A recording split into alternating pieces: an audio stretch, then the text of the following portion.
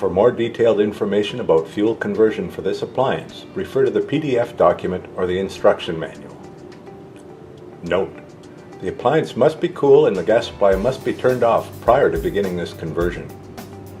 Note: valve conversion can be done with the appliance installed. However, it is easiest when the appliance is not installed. Both methods will be shown in this video tutorial.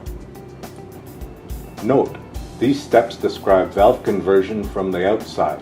If the appliance is installed and access is not feasible, skip steps 1, 2, 3. Step 1. Remove the access panel located on the right side. Step 2. Remove the conversion plug from the valve. Rotate the sleeve 180 degrees. The desired fuel label should be in the upright position.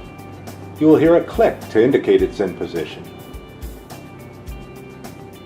Re-secure into the valve. Do not over-tighten. Step 3. Reinstall the access panel using the 4 screws. Step 4. Remove the door from the appliance by pulling the 2 latches forward and up. Step 5. Remove all logs and ember material from the firebox. Step 6. Remove the 2 side panels by removing the retaining brackets, then remove the rear panel. Step 7. Remove the log support by removing 5 screws. Step 8. Remove the burner by removing 4 screws. Note: vacuum all remaining dirt and debris from the firebox. Step 9. Remove the orifice and washer. Install the new orifice and washer supplied. Ensure to use a pipe thread compound on the orifice to ensure proper seal. Do not over-tighten. Step 10. Using a wrench, loosen the pilot hood 1/4 turn. Ensure to hold the pilot assembly secure. Slide the conversion tab to the desired setting. LP will be shown for propane and NAT will be shown for natural gas.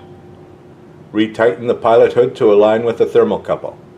Do not over-tighten. Note: follow steps 11 through 13 if valve conversion has not yet been completed. Otherwise, skip to step 14. Step 11. To access the valve, remove the 14 screws securing the valve train assembly. Step 12. Remove the conversion plug from the valve. Rotate the sleeve 180 degrees. The desired fuel label should be in the upright position. You will hear a click to indicate it's in position. Re-secure into the valve. Do not over-tighten.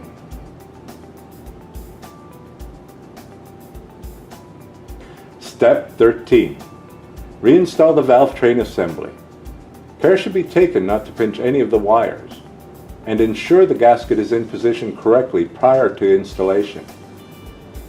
Re-secure the assembly into position using the 14 previously removed screws. Step 14. Adjust the venturi opening to measure 3/8 inches for the propane or 1/16 inches for natural gas. Step 15. Reinstall the burner, slide it over the orifice, and re-secure using 4 screws. Step 16. Reinstall the log support using 5 screws. Step 17. Reinstall the rear brick panel, then reinstall the 2 side panels, securing into position using 2 retaining brackets.